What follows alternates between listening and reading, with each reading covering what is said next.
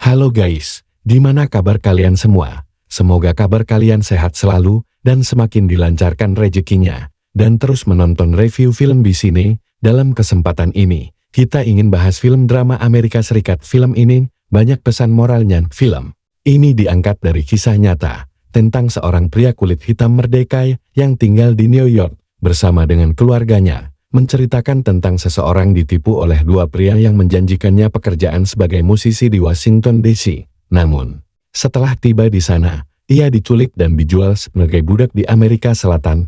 Review film ini akan menguras emosi, dendam dan ketidakberdayaan melawan kekuasaan yang jahat. Cerita film yang berjudul 12 Years a Slave yang dirilis pada tahun 2013. So tidak usah lama-lama lagi, check it out.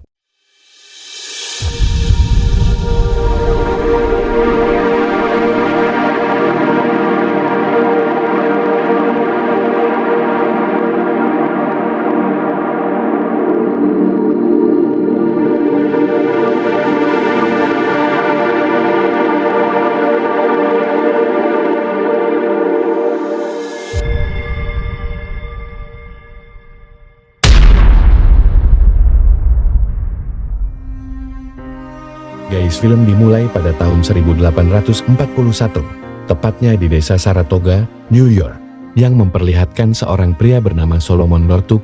Di zaman dulu pada tahun 1841, di desa Saratoga, New York, yang menampilkan seorang pria bernama Solomon Northup. Dia seorang seniman biola. Solomon juga seorang kulit hitam yang bebas layaknya, seperti orang kulit putih pada umumnya. Setelahnya, yang memperlihatkan istri Solomon dan kedua anaknya yang pergi untuk bekerja selama 3 minggu ke depan. Solomon memberitahu kepada istrinya bahwa ia telah diterima menjadi juru masak di sebuah restoran mewah, dan bagi kulit hitam seperti mereka, ini merupakan pekerjaan yang sangat baik. Setelah Solomon mengantar kepergian anak dan istri, saat perjalanan pulang, ia bertemu dengan temannya. Di hari, ada temannya Solomon memperkenalkan kepadanya dua orang yang bernama Brown dan juga Hamilton. Ia berprofesi sebagai seorang seniman sirkus keliling, yang mana tujuannya ingin mengajak Solomon pergi bersamanya untuk sebuah acara pertunjukan besar yang akan digelar, dan mereka berdua akan memberikan uang yang cukup besar jika Solomon mau pergi bersamanya ke Washington DC, tanpa rasa curiga tentunya. Mendengar tawaran tersebut, Solomon langsung menyetujuinya. Singkat cerita, malam pun tiba, yang memperlihatkan mereka bertiga sudah sampai di Washington DC. Di sana keduanya langsung mengajak makan malam. Kemudian tanpa diduga, Solomon telah meminum sebotol anggur yang memabokkannya. Tanpa sadar setelah Solomon mabok berat, ia pun terbangun di sebuah penjara dalam kondisi tangan terborgol. Ia pun kemudian mengingat kejadian sebelum dimasukkan ke dalam penjara, karena ternyata mereka berdualah yang sudah menjebat dan menculiknya. Di sana kemudian Solomon didatangi oleh beberapa orang yang mengatakan bahwa ia merupakan seorang pelarian budak dari Georgia. Solomon berusaha untuk membuktikan bahwa ia orang kulit hitam yang telah merdeka. Namun apesnya, ia tak membawa surat dan berkas mengenai kemerdekaannya. Hingga di sanalah ia pun akhirnya dihajar berkali-kali. Setelahnya Solomon bertemu dengan para budak lainnya. Di sana mereka pun sempat mengatakan kepada Solomon bahwa ia telah sengaja dijual dan diculik oleh kedua orang asing kulit putih, agar orang asing itu mendapatkan uang yang sangat banyak. Awalnya Solomon tidak percaya dengan perkataan para budak lainnya, namun ketika ada ibu yang menjemput anaknya, justru seorang ibu itu pun dimasukkan ke dalam penjara, hingga pada akhirnya membuat Solomon percaya. Pada malam itu juga, semua para budak langsung segera diangkut untuk dibawa ke suatu tempat, dan biasanya akan berpindah-pindah tempat. Hingga di sanalah Solomon dan lainnya dipertemukan dengan para budak lain yang sudah menunggu di dalam kargo. Lalu saat itu, ia pun telah bertemu dengan budak lainnya yang bernama Clemes. Di sana ia menjelaskan kepada Solomon dengan suara yang pelan bahwa jika ia masih ingin hidup, Solomon harus berpura-pura bodoh dan penuh ketidaktahuan, seperti jangan memperlihatkan ia bisa menulis dan membaca, serta memperlihatkan kemampuan lainnya. Di sana, Solomon telah berkenalan dengan budak lain yang bernama Robert. Di sana Robert telah merencanakan akan membajak kapal itu, agar mereka semua bisa selamat. Namun rencananya itu sangatlah berbahaya, mengingat orang-orang kulit putih pasti memiliki senjata lengkap. sehingga mereka pun harus memikirkan cara lain untuk kabur dari sana. Hingga pada malam hari pun tiba, yang mana saat itu seorang wanita bernama Alisa akan disetubuhi. Robert yang melihatnya berniat akan menolongnya, namun takdir berkata lain. Robert langsung dihabisi di tempat itu. Singkat cerita, akhirnya kapal telah tiba di dermaga. Kemudian setelahnya, yang memperlihatkan seorang pedagang budak bernama Freeman telah memanggil para budaknya dan memberi nama baru kepada mereka. Di sana nama Solomon pun telah diganti namanya menjadi Plat. Sehingga Solomon yang mendengar nama itu, ia pun tidak menyukainya, karena di desanya ia selalu dipanggil dengan nama Solomon, dan pada dasarnya ia orang yang sudah merdeka. Namun, karena kini Solomon sudah berada di negara orang dan dituduh sebagai budak, akhirnya ia pun tak bisa melakukan apapun. Lalu Solomon dan para budak lainnya langsung segera dibawa ke rumahnya, lalu langsung dibersihkan seluruh badannya, agar bisa terjual dengan harga yang sangat tinggi. Di sana terlihat seorang pembeli bernama Ford, yang merupakan pemilik perkebunan kaya raya, yang sudah siap akan membeli beberapa budak. Ia pun kemudian langsung memilih Solomon, dan juga Elisa. Di sana Ford menginginkan, agar Elisa dan kedua anaknya dibawa menjadi satu paket. Akan tetapi Freeman langsung menolaknya, dikarenakan kedua anak-anak itu memiliki harga yang cukup mahal, dan dijual secara terpisah. Ford berusaha mendapatkan kedua anaknya tersebut, namun ia meminta agar harganya diturunkan, namun tentunya Freeman menolak hal tersebut, sehingga ia pun hanya bisa membawa Solomon dan Elisa untuk menjadi budaknya. Hal itu membuat Elisa histeris, karena kedua anaknya telah dijual kepada pembeli lain. Singkat cerita, mereka berdua pun telah sampai di rumah Ford di sebuah tempat perkebunan. Di sana yang memperlihatkan Elisa yang masih sedih atas kehilangan kedua anaknya. Istri Ford yang melihat Elisa menangis karena telah kehilangan kedua anaknya. Ia pun merasa kasihan kepadanya dan ingin segera membuat Elisa agar tidak menangis lagi. Lalu telah diperkenalkan dengan seorang pria yang bernama John. Ia merupakan kepala tukang kayu dari perkebunan Ford, dan ada juga seorang pengawas di perkebunan itu yang bernama Chapin. Hingga di sanalah para budak pun langsung memulai untuk bekerja di bawah penuh tekanan. Saat itu terlihat Solomon yang sedang bersama dengan Tuan Ford. Di sana, ia pun mengatakan mengenai ide gagasannya mengenai kayu-kayu yang harus dibawa dengan menggunakan jalur sungai. Sehingga hal itu akan membuat para budaknya tidak kesulitan untuk mengangkat semua kayu-kayu tersebut. Tibet pun tidak setuju akan rencana dari Solomon. Ia pun berusaha untuk menjatuhkannya agar Tuan Ford tidak menggunakan cara dari Solomon. Namun, kejadian yang sungguh tak terduga adalah justru Tuan Ford lebih memilih menggunakan cara dari Solomon, sehingga atas keberanian Solomon membuat Tibet marah karena ia merasa Solomon telah mengambil kepercayaan Tuan Solomon terhadap dirinya. Lalu, di sanalah Solomon telah diberikan hadiah berupa biola. Terlihat di sebuah tempat beristirahatan, tepatnya di sebuah gubuk para budak, yang memperlihatkan Elisa yang setiap harinya terus menangisi kedua anaknya. Ia pun tak bisa harus terus-menerus di tempat ini. Solomon yang sedang bahkan selalu mendengar tangisan Elisa. Ia pun marah mengingat Tuan Ford lebih baik daripada tuan yang lainnya. Disinilah kemudahan Elisa mengatakan, meskipun Solomon merasa bahwa Tuan Ford baik kepadanya, namun mau bagaimanapun juga dulunya ia adalah orang kulit hitam yang merdeka, sehingga Solomon pun mulai berpikir kembali akan hal tersebut. Hingga pada pagi harinya, istri Tuan Ford yang kesal langsung segera menjual Elisa, karena ia selalu melihat Elisa menangis terus-menerus. Hingga di sanalah saat Solomon sedang bekerja, ia pun didatangi oleh Tibet yang ingin balas dendam terhadap Solomon yang sudah sok pintar. Hingga mereka berdua sempat berdebat, dan akhirnya berujung pada perkelahian yang membuat Solomon menang. Dalam perkelahian tersebut, Tibet pun berjanji akan datang lagi untuk membalaskan dendamnya yang gagal. Di sana Chapin mengatakan kepada Solomon, setelah kejadian ini, ia diharapkan jangan pergi untuk melarikan diri dari perkebunan ini, karena jika itu terjadi, maka ia tidak akan bisa melindunginya lagi. Dan secara tak terduga, ternyata Tibet yang tidak terima telah membayar 2 preman di desanya, kemudian langsung memberikan pelajaran terhadap Solomon. Di sana mereka bertiga langsung menggantung Solomon di pohon. Terlihat Solomon tidak berdaya setelah dirinya dihajar. Untung saja, saat itu datanglah Tuan Chapin yang langsung menghentikan perbuatan Tibet. Solomon harus tetap hidup. karena Tuan Ford telah menggadaikan Solomon untuk membayar hutangnya. Di sana Tuan Chapin lalu pergi meninggalkan Solomon dalam posisi tergantung dan kakinya masih menjinjit di tanah. Tak berselang lama dari itu datanglah Tuan Ford yang langsung menyelamatkan Solomon dan membawanya ke rumah. Di sana ia menjelaskan kepada Solomon bahwa ia terpaksa harus menjual Solomon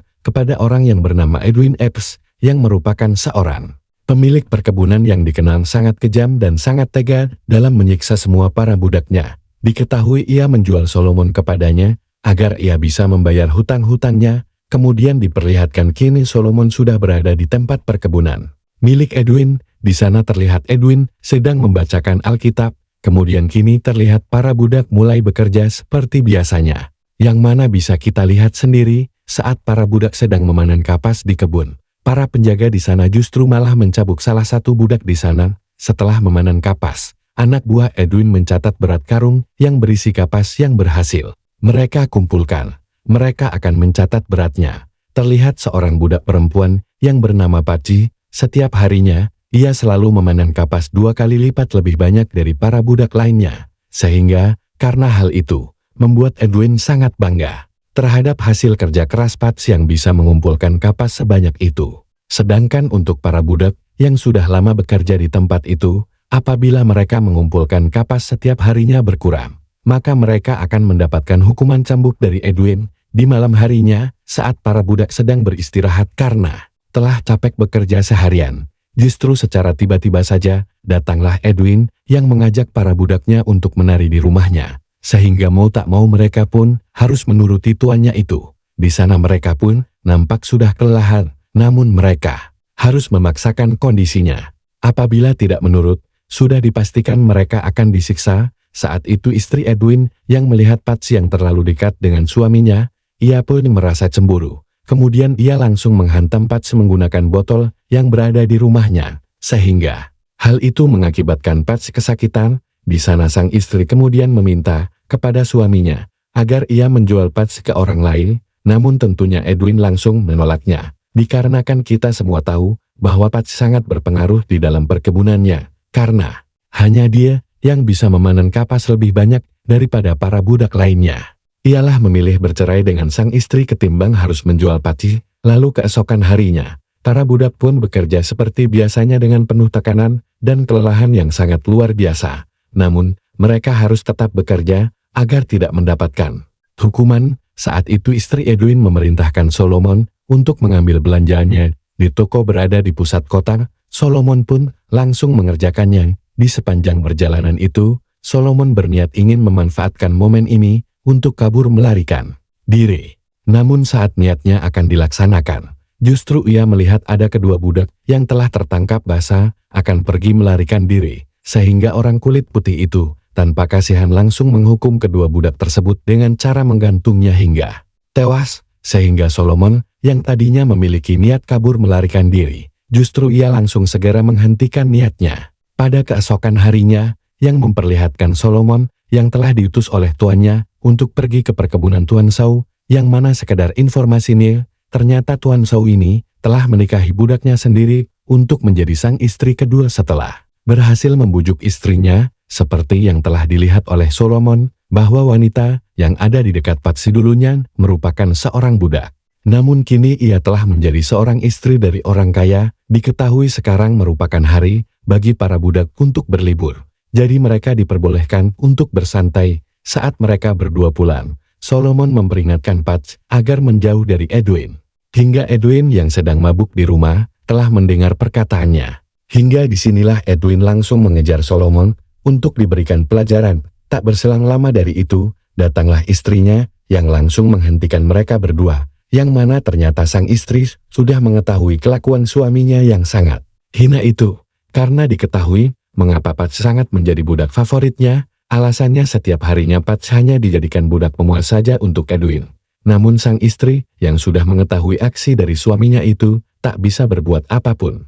Untuk mengatasi masalah ini, sang istri langsung melukai Patsy pada saat mereka sedang mengadakan pesta. Sementara itu Edwin hanya bisa terdiam saja tanpa bisa melakukan apapun. Setelah beberapa hari kemudian, yang memperlihatkan kebun kapas Edwin yang telah gagal panen dikarenakan kebunnya telah diserang oleh hama ulat, sehingga untuk mengatasi masalah keuangannya, Edwin menyewakan beberapa budaknya kepada Hakim Turner. Hingga pada keesokan harinya, para budak pun dipersilakan untuk bekerja di kebun tebu milik Hakim Turner. Untungnya kali ini Solomon dan para budak lainnya telah menemukan tuan yang cukup baik bagi mereka dan tidak selalu mendapatkan penyiksaan. Singkatnya, setelah beberapa tahun kemudian, yang memperlihatkan Solomon sedang bersama dengan Hakim Turner. Di sana ia menyarankan kepada Solomon agar mendatangi ke rumah tetangganya, karena tetangganya sedang mencari seseorang yang berbakat dalam bermain musik untuk pesta ulang tahunnya. Hingga malam hari pun telah tiba.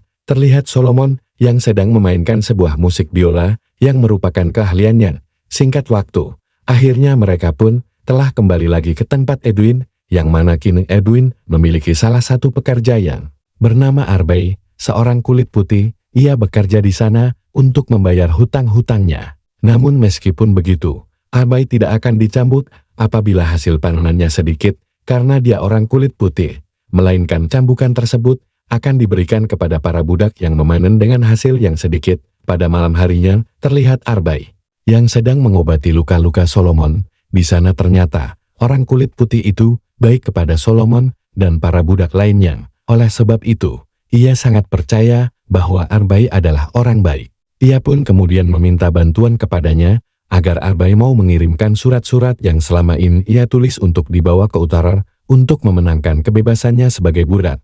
Ia pun rela akan memberikan seluruh penghasilan uangnya kepada Arbey. Sehingga Arbey pun berjanji kepada Solomon bahwa ia pasti akan mengirimkan surat-suratnya ke utara dan akan merahasiakan saja. Solomon kemudian langsung segera membuat tinta dan menulis sebuah kata mengenai perbudakan di sini.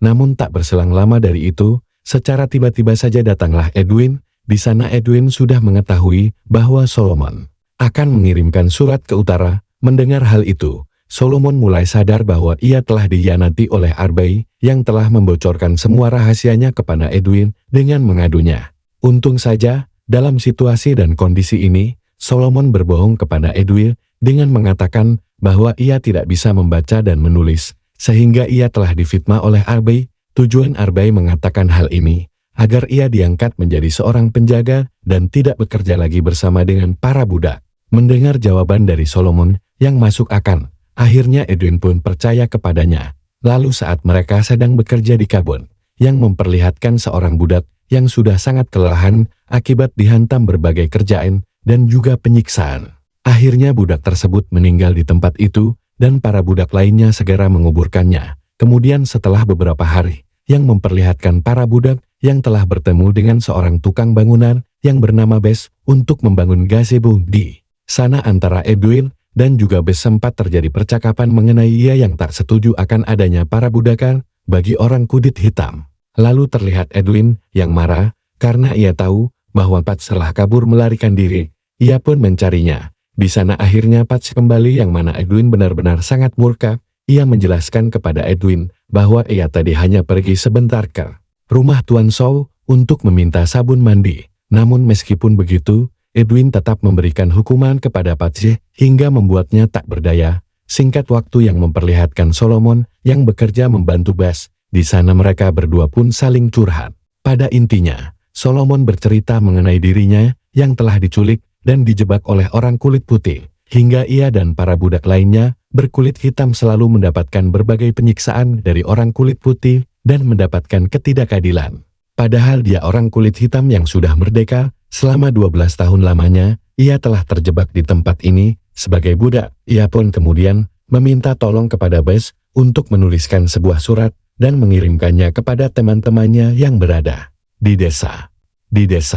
Lalu meminta Bes agar membawakan surat kebebasannya. Setelah beberapa bulan kemudian, yang memperlihatkan kereta delman yang berada di rumah Edwin, yang mana ternyata itu adalah seorang serif dan satu orang pria lainnya yang bernama Parker, yang merupakan seorang pemilik toko yang selalu dikunjungi oleh Solomon dulu bersama dengan keluarganya. Di sana singkat cerita, Solomon pun telah diakui oleh mereka semua bahwa Solomon adalah orang kulit hitam yang bebas dan merdeka. Meskipun Edwin tidak terima, namun pada akhirnya Solomon pun mengucapkan salam perpisahan dengan Betsy setelah menempuh perjalanan cukup jauh. Akhirnya Solomon telah tiba di rumah keluarga kecilnya, yang mana ia pun benar-benar sangat bersedih, sekaligus sangat senang sekali.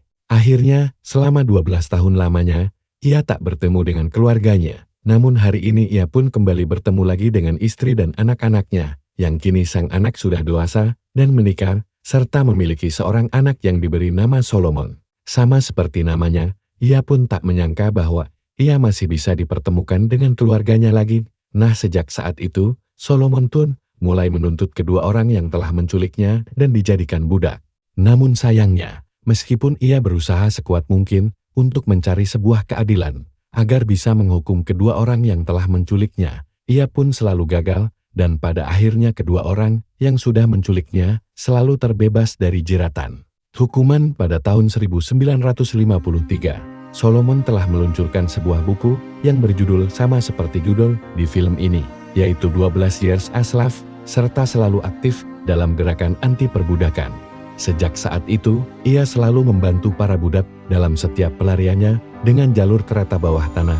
Namun pada akhirnya Solomon pun harus tewas, mungkin karena aksinya selalu membantu para budak, sehingga kematiannya tidak bisa terungkap sama sekali hingga saat ini. Jadi bisa disimpulkan bahwa kemungkinan besar kematian Solomon ada kaitannya dengan orang-orang kulit putih. Dan itulah tadi review film yang berjudul 12 Years a Slave yang dirilis pada tahun 2013, cerita pun tamat. Sampai jumpa di kisah seru lainnya. Ada hikmah review film ini, yaitu berterima kasih kepada orang-orang yang telah membiarkan kita menjadi LEBIH baik. Karena meskipun semua orang membenci kita atas perbuatan buruk kita di masa lalu, mereka masih melihat kebaikan dalam diri kita. Jangan lupa like, komen, dan subscribe-nya. Dan sampai jumpa kembali.